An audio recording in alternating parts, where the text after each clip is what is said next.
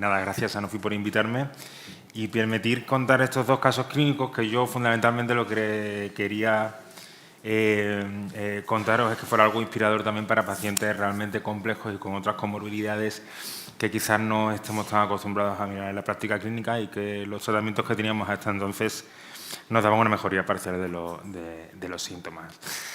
El primer caso que os voy a comentar es un paciente con asma grave. Os voy a comentar muy rápidamente la evolución de esta paciente. Como veis, la paciente ingresa por primera vez en 1983, cuando tenía 19 años, y en el ingreso la diagnostican ya de asma, bronquiectasias y poliposis por un broncoespasmo con una eosinofilia que superaba los 2.000 eosinófilos por microlitro durante el ingreso. Empezamos a seguirlos en las consultas de alergología en mi hospital. A pesar de estar con más de 1.000 de fluticasona entonces al día, bueno, conforme fue apareciendo diferentes corticoides inhalados, la paciente requería ingresos repetidos. Es cierto que en una ocasión observaron infiltrados pulmonares en el escáner, y se intentó por todos los medios descartar alguna patología eosinofílica compleja que incluyese el asma entre ellas. Descartaron entonces en repetidos ingresos tanto el GEPA, el Church-Strauss antiguo, la aspergilosis broncopulmonar y otras vasculitis.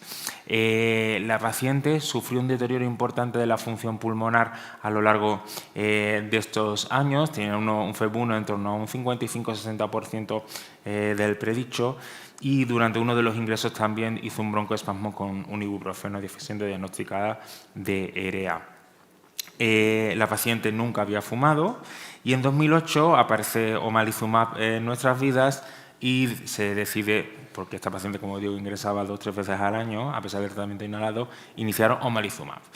Y en líneas generales veréis aquí que la paciente tiene una buena evolución porque no vuelve a ingresar. Eso es algo muy positivo, pero la paciente sí que tenía exacerbaciones a lo largo de estos años, ¿no? Y curiosamente, en 2014, estando en tratamiento con omalizumab, hace lo que entonces diagnostican la primera exacerbación de aspergilosis de la paciente. Tiene un cuadro clínico de broncoespasmo con hiperesinofilia, hacen un escáner, en el escáner ven tapones de mocos de alta atenuación y aparte observan también que esa bronquiectasia se localiza más de manera central. Tiene marcadores serológicos positivos y fijaos, un IgG total de 1813, un IgG de 89 y un IgE escasa para esa IgG total de 1,29, siempre nos quedó la duda, pero es cierto que radiológicamente encajaba, por lo que empecé el tratamiento con corticoides orales, como dicen toda la guía del manejo de la aspergilosis broncopulmonar alérgica.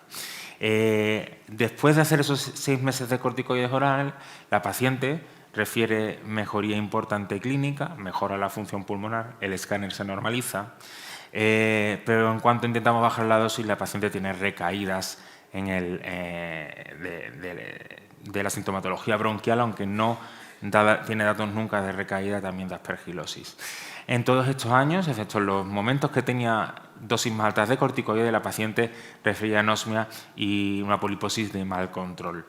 En 2019, debido a la poliposis y a que la paciente había hecho varios episodios de exacerbación y tenía una eosinofilia en torno a 800 eosinófilos por microlitro con omalizumab, decidimos intentar hacer un cambio.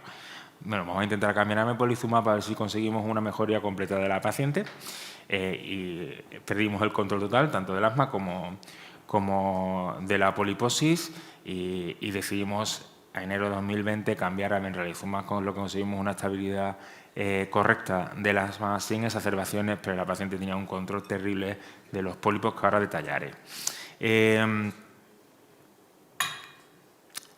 cuanto a la poliposis nasal, había sufrido una cirugía en 2001 La paciente nunca había recuperado el olfato.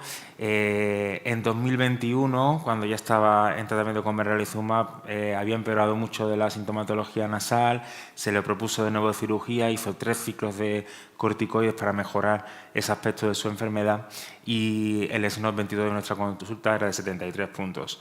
Nosotros usamos de manera habitual en la consulta el BOT8, no sé si lo comentó ayer Adriana, que es un test bastante sencillo para la medición del olfato y que se puede hacer en la consulta en 2 minutos, donde tiene una hiposmia severa, no llegaba a anosmia y entonces también le pasamos el UPSID, que lo teníamos para investigación y lo tenía de 11. La EVA compuesta de síntomas nasales era de 9 y el FeNO de 49, con lo cual decidimos hacer un cambio en el tratamiento. Iniciamos Dupilumab en abril de 2022 y los datos que os voy a dar son datos actualizados, ¿vale? Es verdad que en cuanto al asma se encuentra igual que estaba, pero fijaos cómo el SNOT 22 ha pasado de tener 73 a tener poco más de 20 puntos.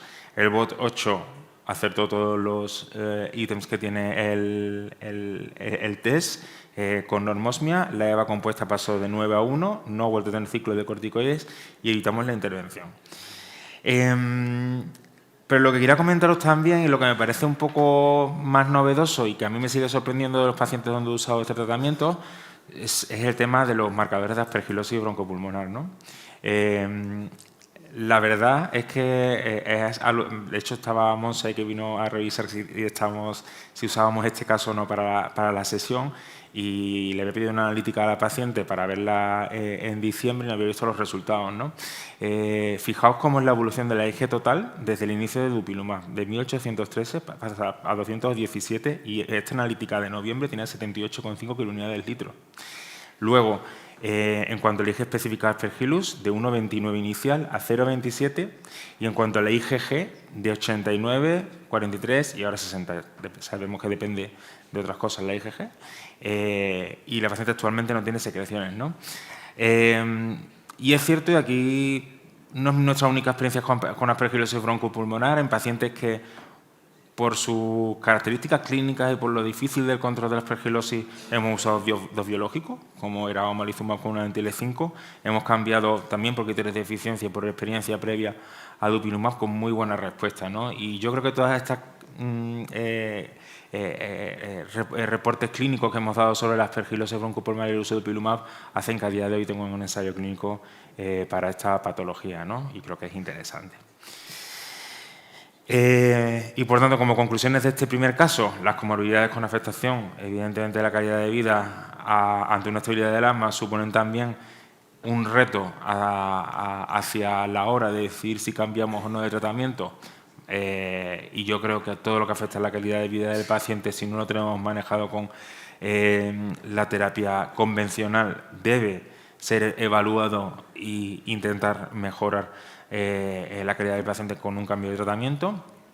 En este caso pudimos controlar todas las manifestaciones T2 y además para justificar estos cambios yo creo que es muy importante que tengamos medidas objetivas de cada una de las cosas que diagnosticamos, como son los cuestionarios, test de olfato en el caso de la anosmia, pruebas de imagen y pruebas de función pulmonar.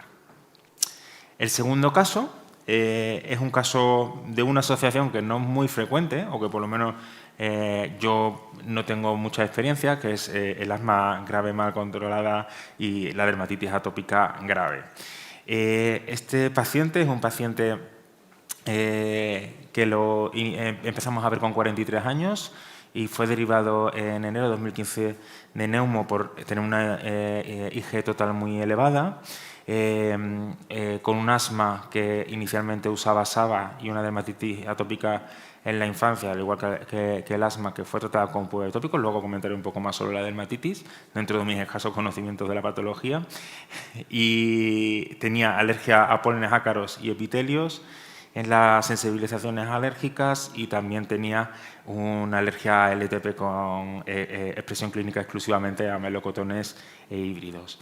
En cuanto a ORL, tenía hipertrofia de cornetes y una rinitis alérgica bastante mal controlada y no tenía ningún dato del entorno del domicilio que pudiera justificar su sintomatología. En cuanto al asma grave, que es la consulta que yo trataba, era un paciente que tenía una obstrucción variable al flujo aéreo confirmada, en una PVD en la que mejoró 480 mililitros y el 20% de FEV1, diagnosticado en 2000, la última que tenemos disponible era de 2020.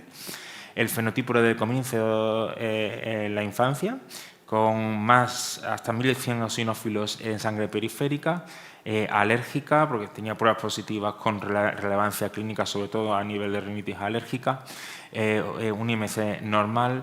Es cierto que antes que empecé yo a valorarlo al paciente ya estaba en tratamiento con fluticasona, formoterol, Alvesco, tiotropio y Montelucas, a pesar de lo cual hizo 4 ciclos de corticoides, por lo que yo empecé a valorarle. 2 de ellos parece que muy relacionados con infecciones. El SNOT-22 que nosotros le pasamos a todos los pacientes en la consulta, era de 67 puntos, posiblemente influida por una rinitis alérgica que tenía bastante mal controlada. Otorrino descarta poliposis, el TAI correcto, el ACT de 14, el AQLQ 3,5 puntos, el FEV1, fijaos, era del 64,9% y un FENO de 110. El TAC, que siempre lo pedimos en inspiración-expiración, lo único que había era una enfermedad de la vía aérea y descartamos parasitosis. En cuanto a la dermatitis atópica, empezó en la infancia y necesitó tanto puba como tópicos. Tuvo una restauración grave en 2016 y ya empezó con el tratamiento crónico con el Ocon Protopic y ciclos de corticoides. Se le propone, de hecho, un ensayo y no puede someterse a él por trabajo. Y en enero del 2022, que es cuando empezamos también a verle en el servicio, en la parte que ve la doctora Herraiz de dermatología, de alergología, pero dedicada a dermatitis atópica en lesiones muy extensas, un BSA de 40 y el ASI de 20 con IGA de 4. Iniciamos, por tanto, Dupilumab, lo indiqué yo por el asma grave, fundamentalmente para no tener que meterlo en Valtermed, y empezamos el tratamiento. Fijaos cómo los cuestionarios de control de asma sube de 14 a se normaliza, el AQLQ supera los 5 puntos cuando estaba en 3,5 puntos y el EASI, que empezó alto, aunque no muy alto tampoco, porque es cierto que el paciente había recibido corticoides orales muy cercanos y había mejorado mucho clínicamente, prácticamente se vuelve a cero, ¿no? Fijaos los datos de la función pulmonar, que son realmente llamativos, ¿no? El FEV1 antes de iniciar el tratamiento, fijaos, 2,40, y fijaos cómo es en la última revisión que tenemos de él, 3,89, 1 litro, 450 de mejoría, ¿no? Así que, desde luego, aunque no nos sucede muy frecuente, cuando están juntas, desde luego, justifica el tratamiento. Y este paciente nos dio un poco de lata, porque es cierto que al iniciar el tratamiento, a los 6 meses aproximadamente, hizo una eosinofilia de 2000, que hicimos el despistaje que se hacen con todos los pacientes que tienen eosinofilia, que es lo que te puede dar un poco más lata, pero desde luego a nosotros no nos justificaba, dado las mejoras que tenía el paciente, la retirada del fármaco, ¿no? Entonces a lo mejor nos preocupaba un poco más, ahora quizás nos preocupa un poco menos, porque ya tenemos mucha experiencia con este tipo de pacientes, y poco a poco ido bajando la eosinofilia hasta el día de hoy, ¿no? Por lo tanto, las conclusiones que tengo para este caso básicamente es que, aunque no es una asociación muy frecuente que las dos enfermedades sean graves, puede ocurrir, que evidentemente aquí la respuesta al fármaco va a ser muy buena, que es posible que en estos pacientes los eosinófilos suban, pero que si la respuesta es buena, controlar sin tampoco retirar. Y nada, animaros a que lo probéis en este tipo de pacientes. Muchas gracias. Muchas gracias.